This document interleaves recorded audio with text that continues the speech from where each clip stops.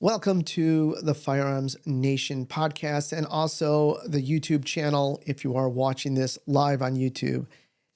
As you recall, this year I started doing all these interviews live simply because I wanted to challenge myself with doing things live and knowing that at any second I could screw up. No, seriously. I do it live because I want people to be able to share the experience that I have with the interview. And since I have such a diverse group of people that come on the show, maybe you want to talk to them. So maybe you have some questions. At the end of all this, you can ask the questions of my guests, and time permitting, of course, they'll get to it. If not, they'll add it in the comments. So if you are tuning in tonight, I know it was kind of short notice, but I am joined by Beal, who is a top competitor in USPSA practical shooting. He just got back from Carry Optics Nationals, so that's the red dot on the gun. I think it was about out of 500 people, he came in 10th, so it's a top 10 finish for him, which is incredibly challenging. I heard it was a very, very difficult match this year, so we'll get into that with him. And you know, he's also part of Team Steve Anderson, if that's the actual team name. But I just want to shout out to Steve because I owe a lot to Steve, and a friend of his is definitely a friend of mine. So without further ado, Jay, welcome to the show again. Thank you, Arik, for having me back on. It has been a while, which is good. I don't know, a lot has happened with you, and a lot's been changing for me and everybody. But yeah, it's cool to be back on. Yeah. So I looked it up, obviously, for this show, and you were on almost 3 years ago to the day. So that's pretty incredible how time has flown. Basically, it was the whole COVID generation, those years. I think it was right around COVID when this happened. So, but you're pretty isolated where you're at. So I'm sure, hopefully, it wasn't that much of an effect on you. Yeah, we're pretty far away from everything. And so besides just traveling around a little bit, we were we were in the clear with stuff. So yeah. Well, what's very cool is that this time around, last time, and we talked about it briefly before we went live, but last time it was challenging with your internet connection. I think we started and stopped like 5 times, and I can't. I think we had to switch over to Zoom from my other way I was recording it. So it was definitely. Now you look great. You're in your shooting dojo. I see all sorts of shooting stuff in the background and a green basketball. Obviously, that's your kids, right? That's my personal green basketball. No, that's my kids. Yeah, yeah. I was just testing you in the last podcast just to make sure that you could handle lots of different scenarios. No, I think we have fiber optic internet. It's really nice. I've never had nice internet, so this is new. Well, I'm glad. Except most people. I mean, you're still, if I'm not mistaken, you're still a farmer, correct? Yeah, that's right. That is what I do. Blueberry farm, and mostly, and then they have goats as well, and so I take care of the goats. I milk the goats. Well, it's pretty good. That's an amazing thing. I think I grew up in the Midwest, and I always there's nothing like more relaxing, in my opinion, just being like in a cornfield. I know that sounds really weird, but just like when the wind is blowing, there's nobody around, and just it's like the stalks are blowing back. I don't know. It's just there's kind of something very serene about it. It's kind of meditative. So absolutely, I totally get it, and of course I appreciate all farmers for what they do. So thank you for that. But I haven't received any of my blueberries. So no, I probably promised you blueberries, didn't I? Yeah, I eat blueberries every day. So do I. Yeah. Well, I would hope so. Every day. I know. But before I start getting complaints, I had someone complain that I was talking too much about food with Les Smartoni. Let's talk about why people want to be here. They want to hear about Jay and his accomplishments. So last time we talked, you had finished really well at, was that your first Carry Optics Nationals? Yeah, that was my first Carry Optics Nationals. I think the year before I had just made GM. I can't remember, but it was my first nationals. I think second match I'd ever traveled to, um, well, or flown to, uh, and and I was fifth, I believe. It's 2020 nationals at about 90%. And then I did not go in 2021 because my wife had a child, our second child.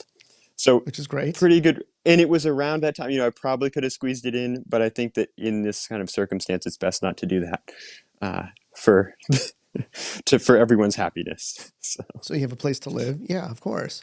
Of course. So back then, I know it was popular, but I think Carry Optics has taken off tenfold in the past 3 Yes. years. It is by far Yeah. the biggest division.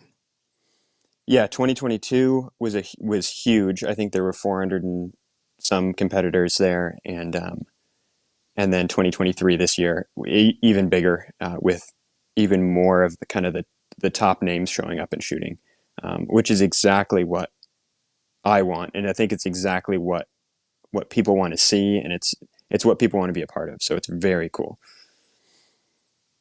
So is that why? I mean, you fit what was like 92% this year? Was that when you came out? I think so, 92%, and the year before 2022 was like 93%.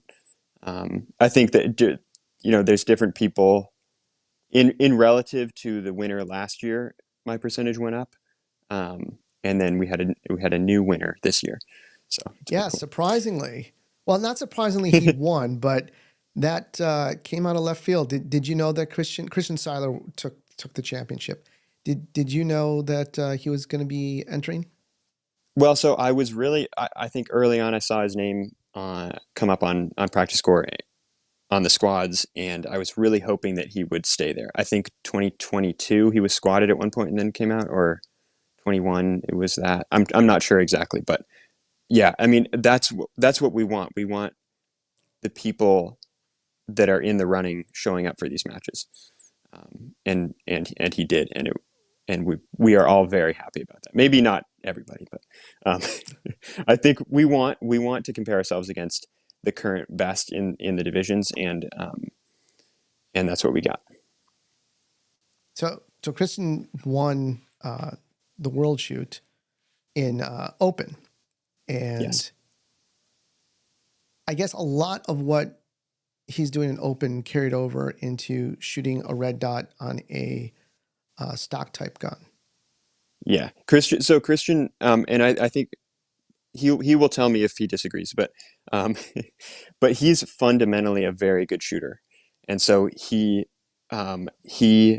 is very in command of wherever he looks, wherever the dot is, he can pull the trigger and the shots go there. Which it's very simple. It sounds simple, but it's not easy to do. But so his fundamentals are very strong, and so in carry optics, like a minor division, he uh, he does very well. He's got great points, and his time is there from open, and so um, there's a lot to learn from him and a lot to learn from everyone. But yes. Were you squatted on the Super Squad this year? I didn't get a chance to see. Yeah, I was. They actually split it into two super squads. So there was Super Squad A and B, and so A was the Super Squad formed of the shooters who finished in the top 10 or 12 from the year before, and then there was a Super Squad B, which was Christian and then Jacob Hetherington, and some other of the AMU guys who finished very well, and I think Andrew Hyder was on that squad. Um, a whole bunch of other people. I mean, there was enough at this match to fill probably two or three super squads, and so they split it in that way that you could have two super squads that would be separated just by a few stages. So going into this match, I listened to the podcast you did with Steve in preparation for this, and you sounded very confident about. I mean, I think mentally you were already ready to shoot at that point. Oh, I for don't think there sure. was much you could have done differently. No. Uh, but looking back at the actual performance, what would you? I mean, you did win a stage, if I'm not mistaken. You won what, the standard stage? Yeah, I went stage 5 in zone 1, which was, yeah, the standard stage, which I think is it's a classifier. I think it's 0318. I don't know the number exactly, but yeah, it's one, or maybe it's 99 series. I'm not sure. But tell people who don't know what a standard stage is, and which one what you actually had to do for it to win. Yeah, so a standard stage, and they'll have them set up at different times, but usually, in the USPSA classification system, they used to have a lot of standard stages. So that means um, typically you'll draw at, in this circumstance, it was 15 yards, and you shoot two shots on three different targets, and then you perform like a mandatory reload, and you shoot again two shots on each target, strong hand only. And then you split it in two strings. So then you go up to the 10-yard line in this instance and shoot two on each, mandatory reload, and then transfer over to your weak hand and shoot two on each again. And that was this instance for a standard stage, but they come in a lot of different forms. And I So think there was a couple at this match. so what did you do specifically in your mind, performance wise? We'll talk about the whole match, but you won the stage. So why do you think you won? Why do you think you won over someone like Christian over this? I mean, I think this is this is a pretty fundamental kind of exercise for the 12 drills that Steve has. I think this is drills 11 and 12. Yeah, from Refinement and Repetition, which is which is Steve's first book. And I did these drills. I still do them to just a different degree now, but for pretty much 3 years straight. Um, and so I went into that stage with a lot of confidence. Like I knew before the match, because they released these stages. I knew that there was going to be this stage, and I figured, yeah, I'll probably do pretty well on that stage. I didn't think I was going to win it necessarily or anything like that, but I knew that I would do well on it just because I'm really familiar with the gun handling stuff. And then I've shot that before because it's a classifier. We see it at matches, so I kind of know what the hit factor is and how that plays.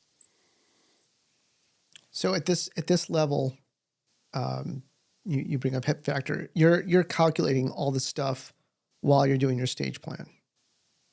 Well, I mean, I'm not necessarily. Look, when I know it, like I knew the factor on this classifier, I knew that I could shoot it probably, between 8.5 and 9.5 factor. And so in this instance, I knew it. And then to my degree on other stages, I'll know if the factor is really low or not. If it's like a 4 or a 5, I'll know that typically. And if it's really high, then I'll know that. But I'm generally not calculating that myself. I know others are. Yeah, I've seen that with some of these guys, and they're just trying to calculate. I can only drop this many points at this place, and I'll do better on this stage because it's got a higher hit factor. I'm like, it's so much complicated. I just want to do well and hit all the targets at this Yeah, point. I mean, I'll look at a stage and I'll look at all the targets and say, these two targets right here, these are pretty tight partials. If I shoot two Charlie on each of those, I got four Charlie for the stage. The rest of the targets are open targets. I know I'll get all alphas there, or probably, and I'll probably pick up alpha Charlie on the partial anyway. So that tells me, and maybe the factor's a little bit higher, and I'll say, okay, so for those two partials, I'm not even going to attempt to get alphas on those. So there will be my four Charlies for the stage, and everything else. So it just simplifies the shooting in a sense where I'm like, okay, I don't even have to think about trying to get risky on those partials.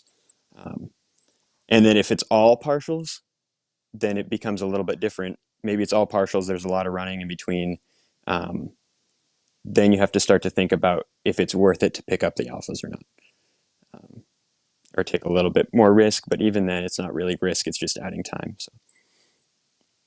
So for this match, getting back to the original question, in your performance, what do you think you could have done better, or could you have done anything better?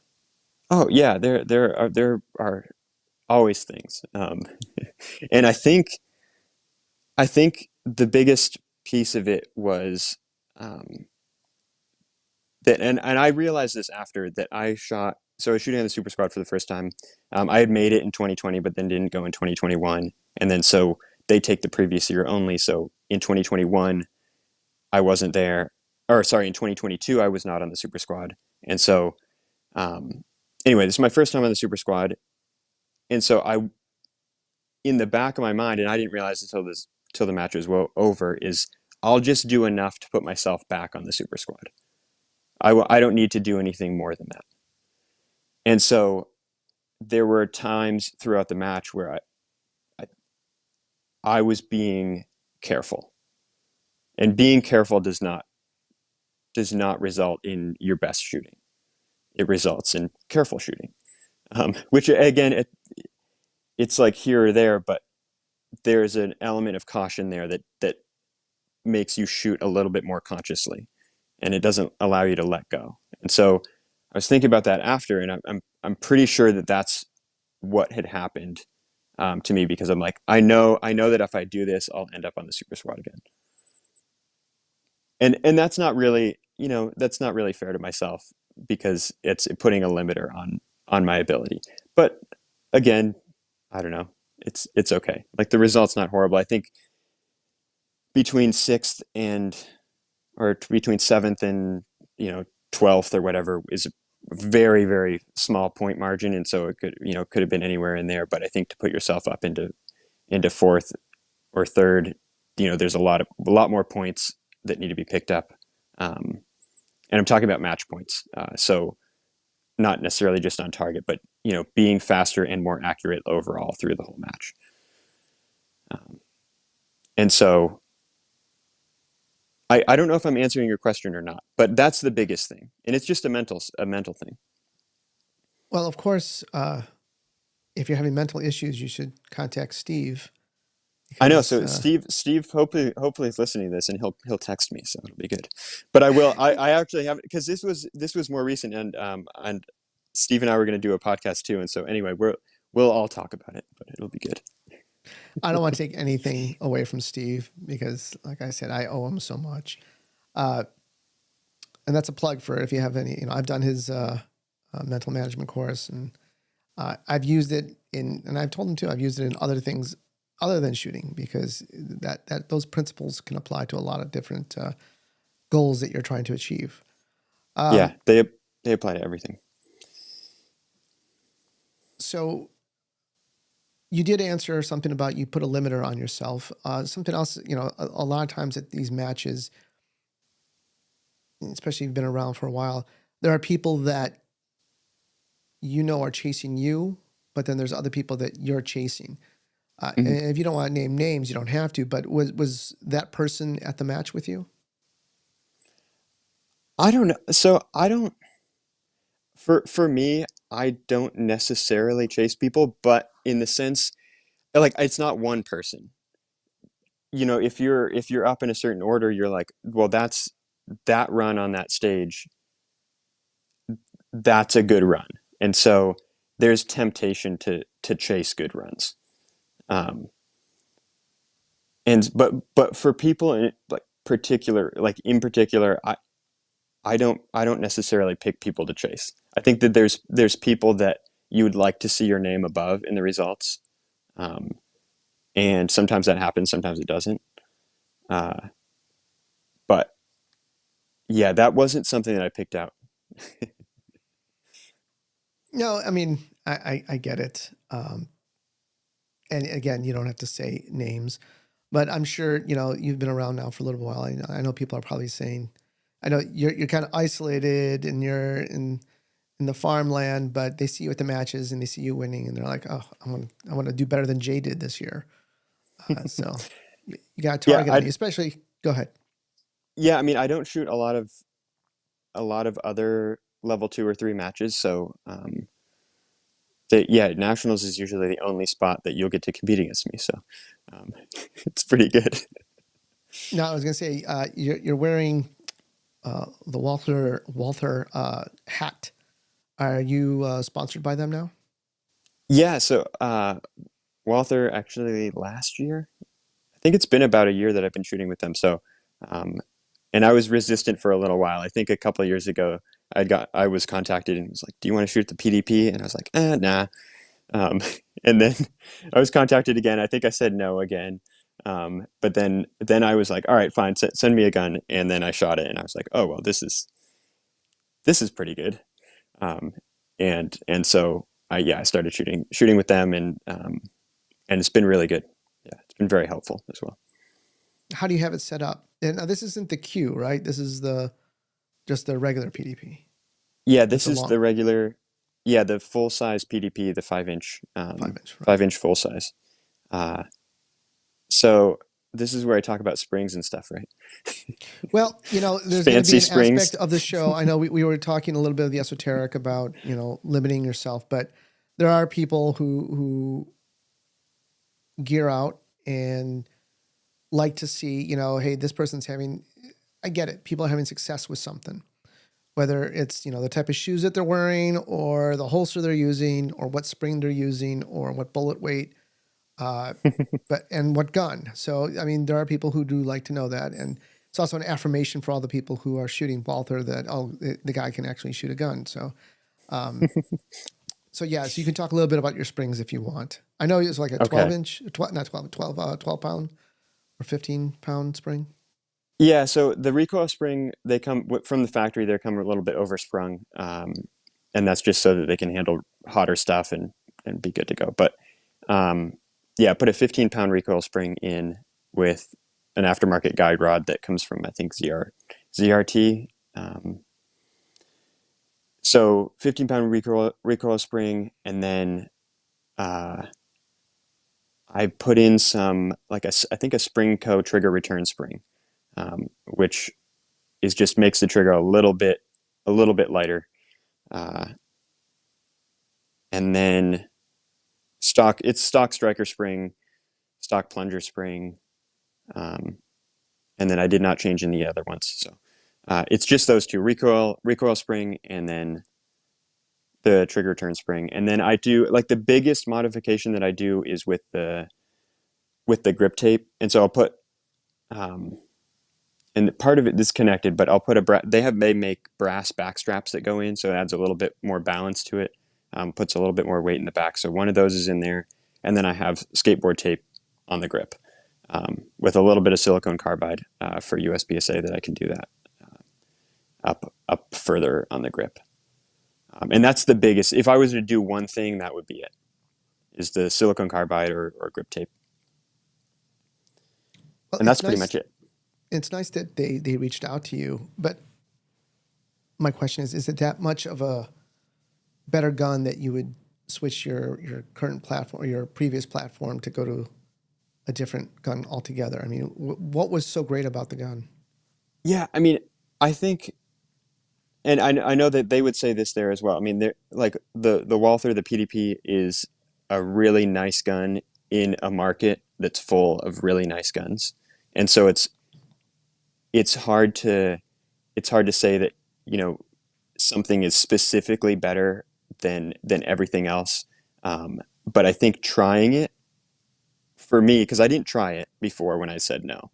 I but when I tried it, I was like, okay, this is cool. It fits my hand because I was shooting a Glock before.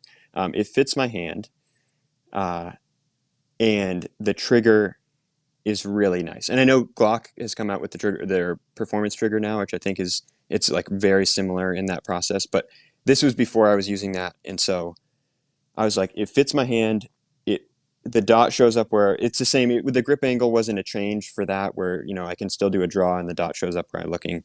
Um, and the trigger was really nice. Just the stock trigger was really nice. Um, and so I left it stock for a while. I think I shot 2022 with it just totally stock. And so yeah, trigger and the grip is why I decided to switch. What did you do to the trigger? That trigger return spring. I think it's a little Okay. bit of a lighter trigger return spring from Spring Co. And that was it. It just made it so that the take up, there wasn't more resistance on the take up. So the wall and the brake were the same, but you got to the wall without, with a little less resistance. And I'm just shooting the stock trigger right now. I think that even Walther makes their performance trigger, which is really nice as well. And obviously this carry optics. So what red dot do you use? The Trijicon, the SRO. The SRO. Five Did you find 5 MOA.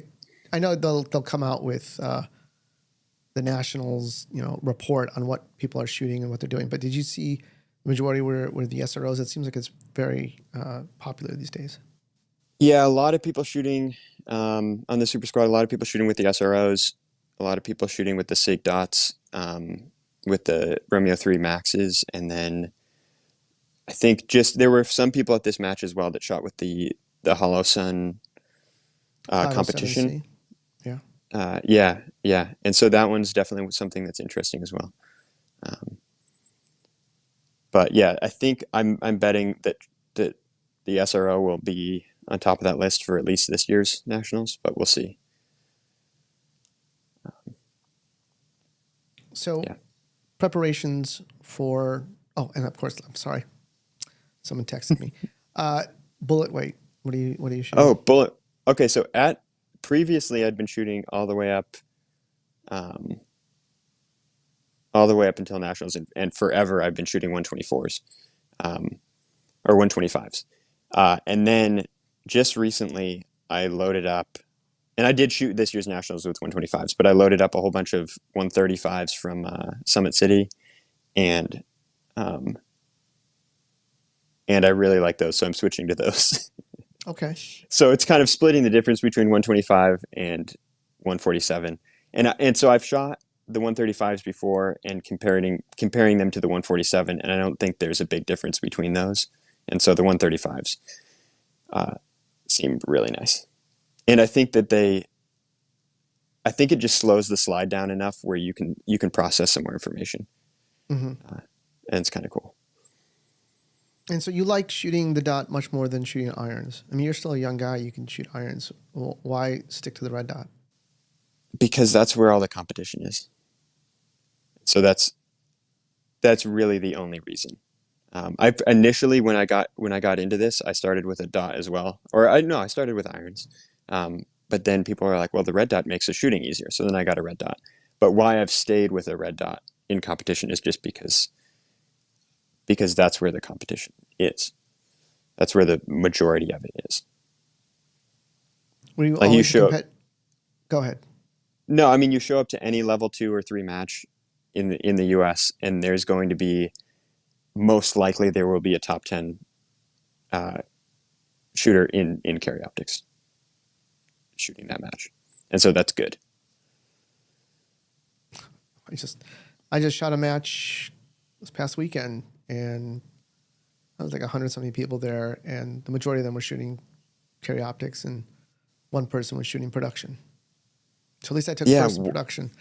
Oh, you were the one person shooting production. It was good. It was good for my ego.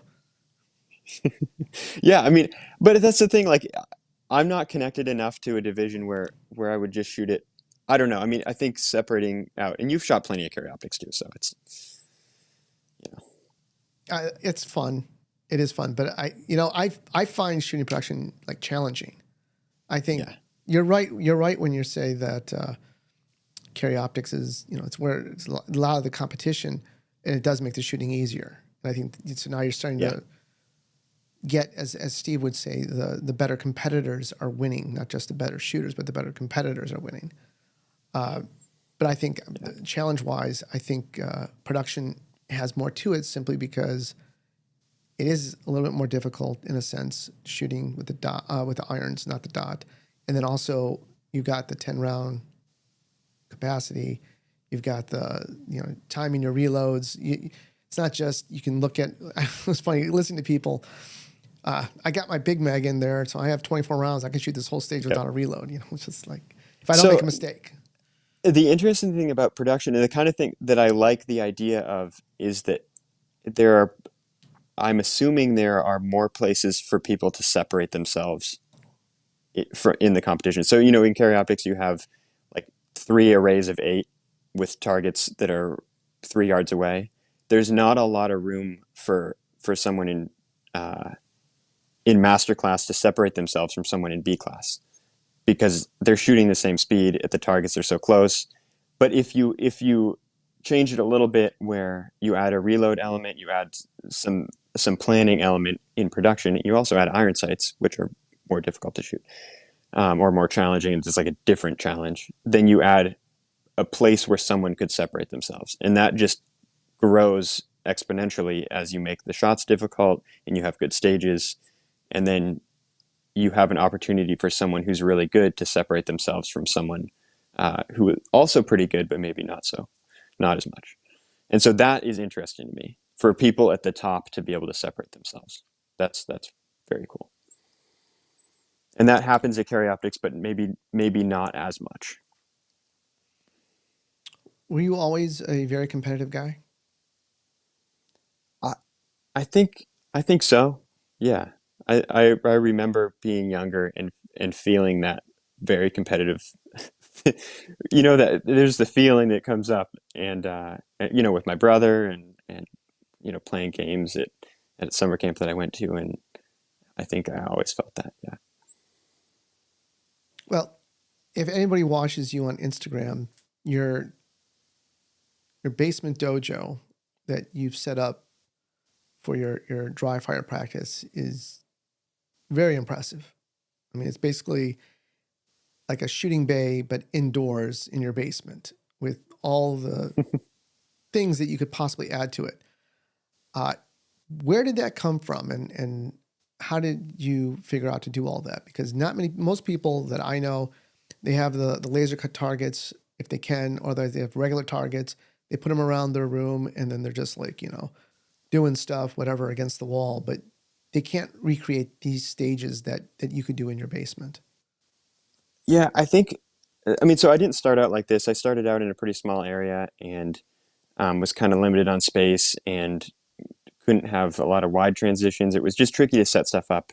Um, and then, we lived in an apartment for a little while, and again, very limiting on space.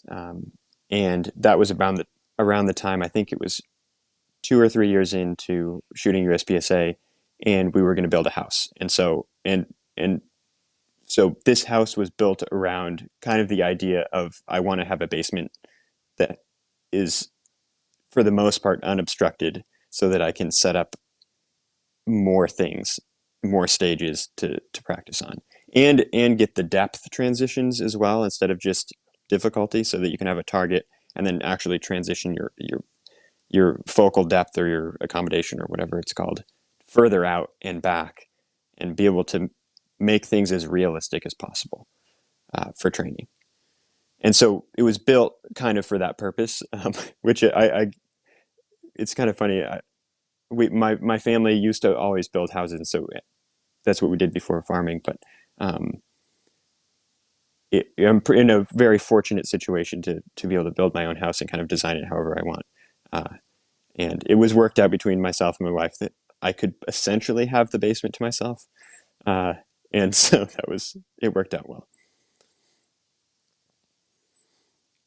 Where do you get the ideas to set up this training? Because I know one thing we talked about last time was going to the range with one mag loaded, and that was it. So two-part question. The first part of the question will go to, do you still do that? And the second part of the question is, how do you come up with your training plan? Because you, you seem to have a variety of things that you're doing all the time and pushing yourselves. It's fascinating to watch, and I suggest I'll link his Instagram account down below, but you should check that channel out. So, two-part question. Yeah, so I'm less restricted because I'm not building a house right now, so I can have more ammo to shoot. So Things have opened up a little bit more, but I will still go out to the range, and usually, and it's just periodically where I know specifically what I'm going to test and what I'm going to try, and I'll take one mag with me, and I'll just go out and shoot, um, and then I get the information that I need, and then I can come back and dry fire. Most of the time, I'm going out with and shooting, 150 rounds or so. Um, but that definitely was my approach early on, is to just go out. I'm testing one specific thing. I'm going to pay attention. I'm going to pay close attention to it, and then I'm going to be able to go back and dry fire and replicate that, and then fix it in dry fire. And I still, so that brings us to the part two of the question: is all of my training is really done in dry fire. Live fire is just where I make the problem happen, and then I find out how I can fix it, and then I fix it in dry fire. And so I guess an example of that would be pushing shots low to the left on a target in live fire. And so I'll go out, I shoot a target, and my shots are going low and left, which is really common. And it still happens to me. And then I'll come back and dry fire, and it's fresh. So right after I shoot, I come back in and I dry fire. And if I can replicate that problem, then I can fix it. So if I see my dot flash to the left and low, then I can think, okay, geez, I'm clamping really hard with my firing hand, and I'm pulling the trigger with my whole hand. I'm also not gripping very hard with my left hand, and so therefore the shots are just going low and left. So then I can grip hard with my sport hand, and I can just pull the trigger with my trigger finger, and then my shots go straight in dry fire. But it's more subtle in dry fire when you notice it, and so you just have to pay attention to what the dot's doing and what the sights are doing. I hope that makes sense. It makes sense, but I'm a little incredulous though about the whole one mag, because unless you've got a 50 round magazine, how are you creating these problems over and over again with one mag that you know for sure, okay, this is what I'm doing? Because, it might take like, like a bill drill to see what's happening, when you're trying to shoot at speed. And that's six Yeah. rounds, and that could be almost half your magazine. Well, so I think you got it. When I shoot one mag, usually it's two. I'll shoot two runs on some type of drill, and so like a bill drill is a good example of that. And the thing that's been really big for me this year is I'll go out. So if I'm going to shoot a bill drill and I'm only going to shoot it twice, um, I'm going to shoot the bill drill my first run as aggressively as I possibly can, um, so that I make a mistake, so that I notice a mistake right from the beginning. Because if I can go out and shoot a clean bill drill over and over and over again, and they can all be alphas and it'll be no problem, but I'm not learning anything by doing that. And so the key point for me, and it's been big this year, is I'll go out and I'll say I'm going to shoot this bill drill in 1.7 seconds, and that's the mandatory time. So it's an aggressive pace, and that's just an arbitrary number or whatever. I won't usually set a time on it, but I'm going to push really hard, and it's going to be uncomfortable, and I'm going to make a mistake from the first run on it. And then if I make a mistake, I'll say, okay, I'm going to do it again, and I'll see if I make that mistake again. And generally, I will. And then I know the mistake that I made, and then I'm done. Why would I shoot more bill drills? Then it's just wasting ammo. So then I'll go back and dry fire. How far away is the range? I mean, it's 20 yards away. Oh, okay. So that's a little bit easier than the people who have to Yeah. drive an hour to a range and then get there from one Yes. magazine and then have to go back home. That's tough. If that was my circumstance, I would do it differently. I would dry fire on the range more if I was further away from the range. Okay, that kind of makes more sense. Yeah. So for obviously picking up Steve's books is a great place to start with shooting and getting better. Uh, I went from C class to A class just by doing his stuff 100%. Yeah. But in terms of you seem to have a good sense of self introspection and an idea of how to take when you see a problem and then coming up with your own solutions without having a trainer or an instructor right there watching you. So you're lucky that way. How would you suggest other people do that? So I think that it's easy it's easier if you're obsessed with the thing that you're trying to get better at. And so if you're obsessed with the thing that you're trying to get better at, meaning that you're thinking about it constantly, and maybe you've been thinking about it constantly for like 6 years or whatever, then you get into a point where you're doing this so much that you're not thinking so specifically about what you're doing. You're just watching what you're doing, and you're aware of what you're doing, and that's where it starts for me. And I think it's extremely useful if you're shooting a drill and you're just watching what's happening, and noticing things, and not getting too tied up with the result on the target. Uh, so I don't know. It's tricky to talk about because I don't talk about it that often. But you you're just aware of what's going on, and when you have that awareness, then you're able to identify what needs to be worked on. And it's the same thing with matches. You'll go through, and even if you watch video afterward, you just watch it with a sense of awareness of what's going on. You're not judging anything. You're just looking at what's happening. Um, and then you can see way more than if you just dial in on the results and think, well, I just have to shoot more alphas. But then how are you going to do that? You have to discover some way on how you're going to do that. And so awareness is totally where it starts. But it's tricky to teach. So you can't teach awareness. I don't know. You teach a lot. You teach people, right? Yeah, And no, I totally get it. But I'm just curious because not often do you find people who are, so devoted. And I mean, like I said, you're not isolated, but you're definitely out on your own. You have your own setup. You know exactly how to fix your own problems. And I don't know if that happens just simply from experience, but I mean, you rose up pretty quick and you don't shoot tons of matches. So obviously what you're doing works. So is that your greatest strength, you think, or what is your greatest I'm, strength? I think it is the I think it's probably learning quickly. Yeah. And I and I and as you were saying that, I was thinking of what I do in my training, which is I make a lot of mistakes. I mess things up a lot. Um, and that's where I learn the most. And that's what I get excited about too. Um, is when I make a mistake, then I'm very excited to figure out a new way to solve it.